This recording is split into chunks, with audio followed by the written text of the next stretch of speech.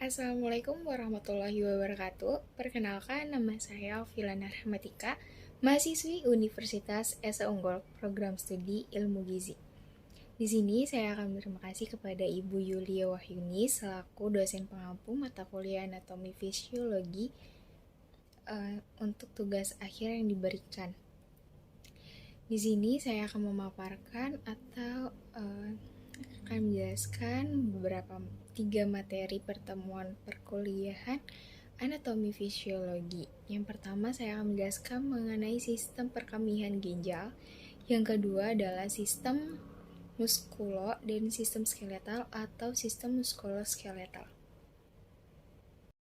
Di dalam peredaran darah manusia, tidak semua zat yang berada di dalamnya itu berguna dan diperlukan oleh tubuh. Ada beberapa zat yang tidak diperlukan lagi oleh tubuh, dan bahkan jumlahnya berlebih. Bagaimana sih cara tubuh kita untuk mengatur zat-zat yang ada di peredaran darah? Ya, caranya menggunakan organ ginjal.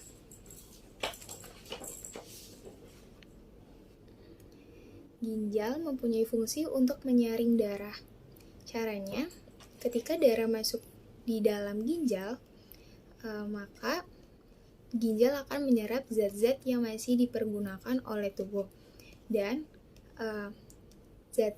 ginjal akan mengeluarkan zat-zat yang sudah tidak diperlukan lagi, yang hasil akhirnya adalah urin. Sebelum kita mengetahui proses pembentukan urin, maka kita harus mengetahui anatomi dari ginjal terlebih dahulu. Baik, di bagian terluar dari ginjal ini disebut sebagai kapsul fibrous. Dan setelah itu, di bagian setelah kapsul terdapat disebut sebagai korteks. Dan yang berwarna pink ini, yang bentuknya seperti kelopak bunga, disebut sebagai medula. Medula letaknya berada di dalam ginjal atau di tengah ginjal. Di dalam medula ini terdapat nefron, dan nefron di dalam medula ini jumlahnya jutaan. Dan di sini ada arteri ginjal, ada vena ginjal, ada ureter, dan ada pelvis renalis. Ya, ini adalah letak nefron yang berada di dalam medula. Selanjutnya, ini adalah gambar dari nefron ginjal. Proses pembentukan urin terdapat yang pertama adalah tahap filtrasi, tahap reabsorpsi, dan tahap augmentasi, dan terakhir adalah tahap seleksi. Baik, selanjutnya kita akan membahas yang pertama dari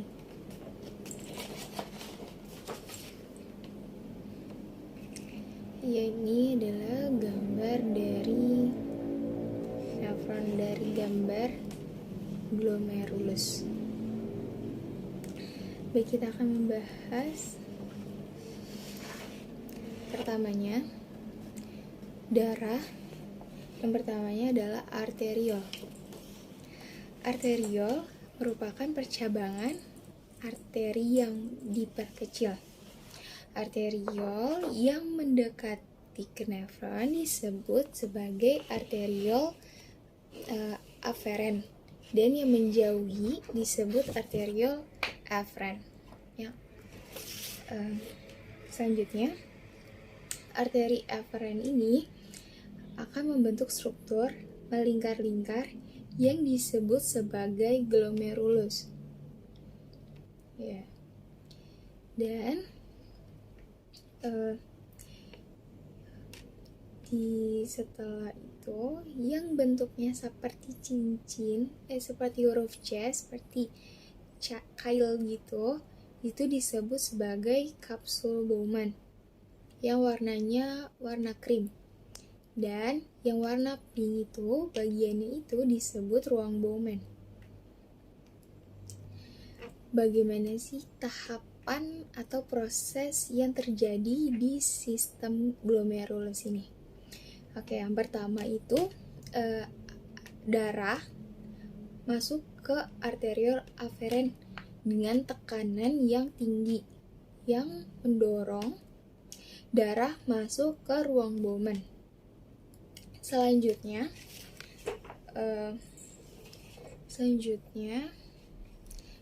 nih, dari sini darah mendorong masuk ke glomerulus dan menekan dengan tekanan yang tinggi agar darah bisa masuk ke ruang Bowman. Selanjutnya, bagaimana sih cara dan apa tahapan yang terjadi di sini? Baik, kita lihat di atas ini.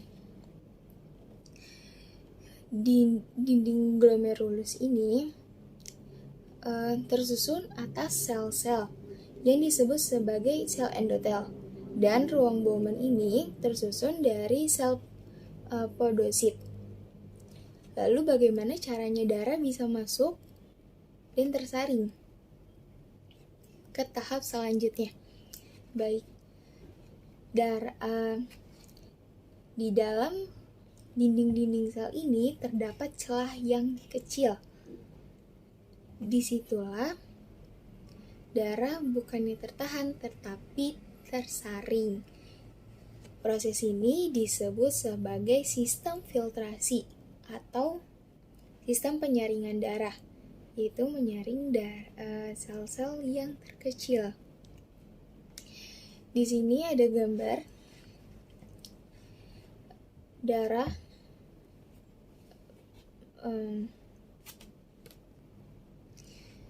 di sini darah dari dinding glomerulus akan masuk ke ruang Bowman.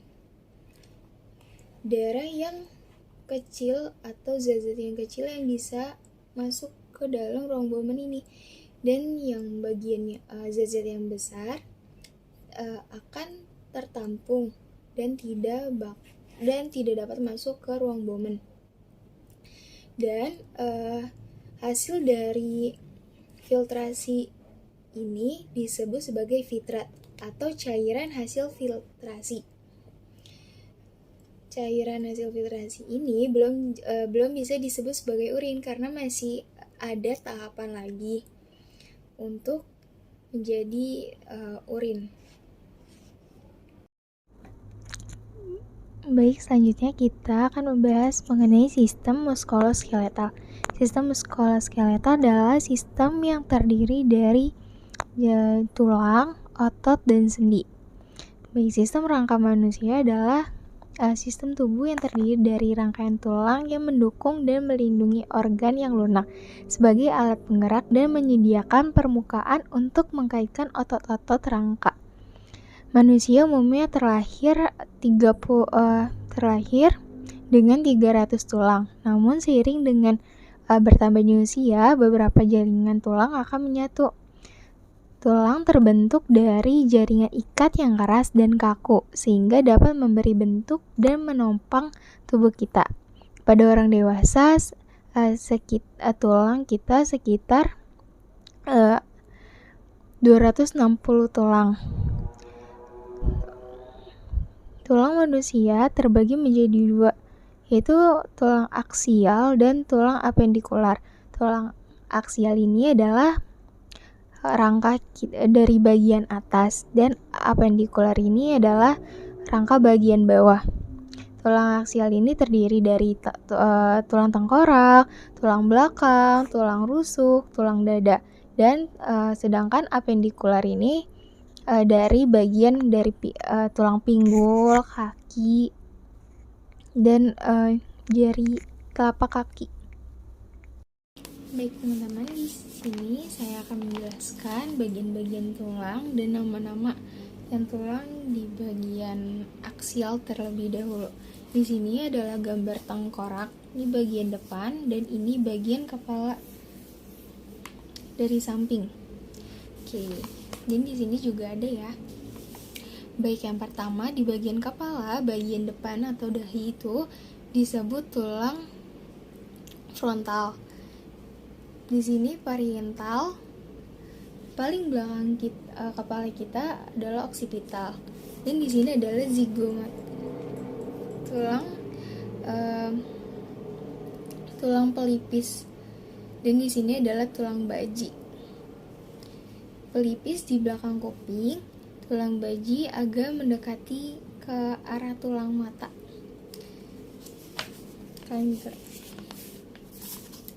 Selanjutnya, tulang hidung atau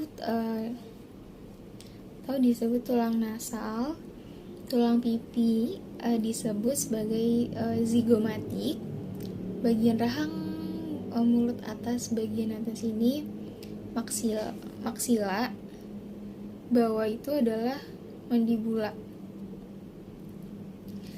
Baik, itu bagian tengkorak. Selanjutnya,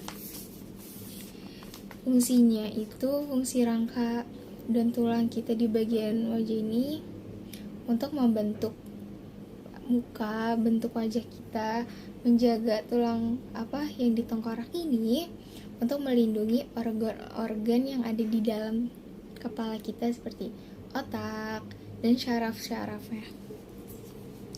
Selanjutnya di bagian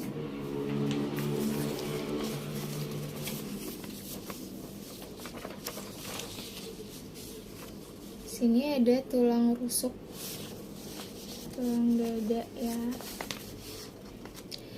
terdiri dari 7 pasang tulang sejati. Ada tulang badan, tulang tajuk pedang, ada tulang hulu, dan tulang rusuk melayang 2 pasang. Tulang rusuk palsu ada 3 pasang. Ini termasuk ke dalam tulang aksial.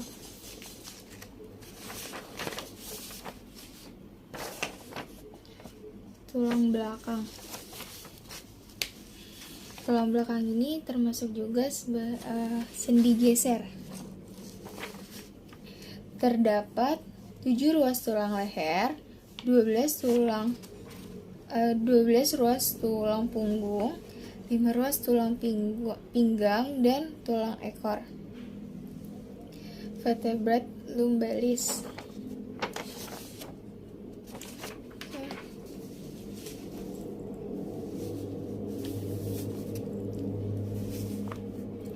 Selanjutnya adalah bagian kaki.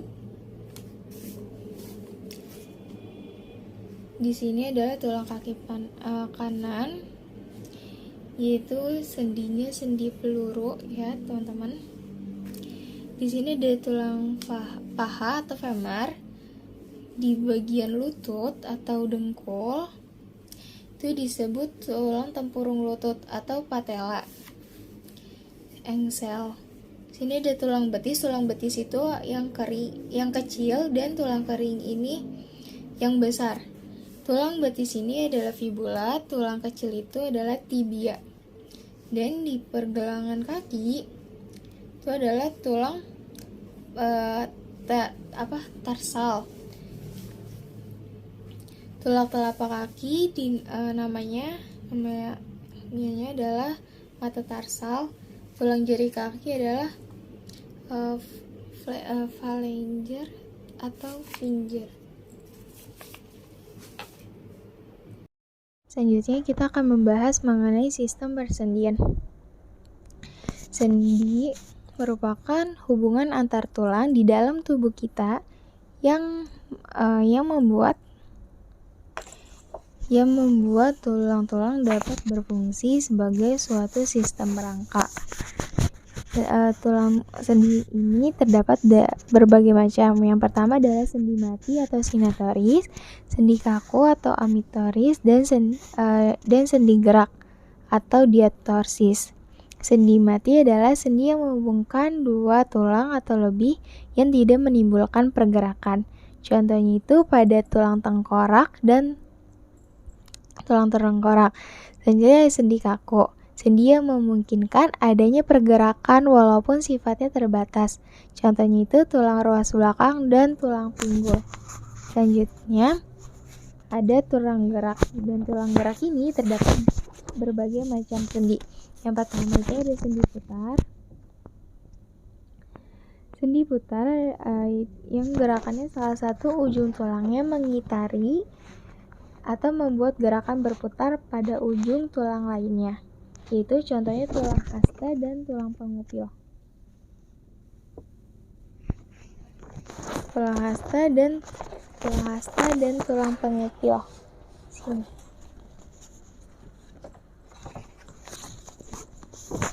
Selanjutnya ada tulang engsel. Selanjutnya ada sendi engsel. Sendi engsel ini seperti kita ibaratkan sebagai gagang pintu yang mempunyai gerakan satu arah seperti siku dan lutut kita. Selanjutnya ada sendi gulung, yaitu sendi yang mempunyai gerakan dua arah, biasanya bergerak ke depan, ke belakang, dan bisa juga ke kanan dan ke kiri. Contohnya itu sendi antara tulang pengupil dan tulang pergelangan tangan. Oke, selanjutnya ada tulang pelana. Ini contoh gambarnya. Sendi yang memungkinkan terjadinya dua arah. Sendi pelana terdapat pada hubungan antara tulang ibu jari dan tulang telapak tangan. Oke. Selanjutnya ada sendi peluru. Sendi peluru ini dapat bergerak ke segala arah. Contohnya sendi penghubung antara tulang lengan dan tulang bahu, tulang pinggul dan tulang paha. Selanjutnya yang terakhir ada sendi geser. Sendi geser adalah jenis sendi yang memungkinkan suatu tulang menggeser ke tulang lain. Contohnya itu sendi geser dapat ditemukan pada persendian antara tulang karpal dan ruas tulang belakang. Terima kasih.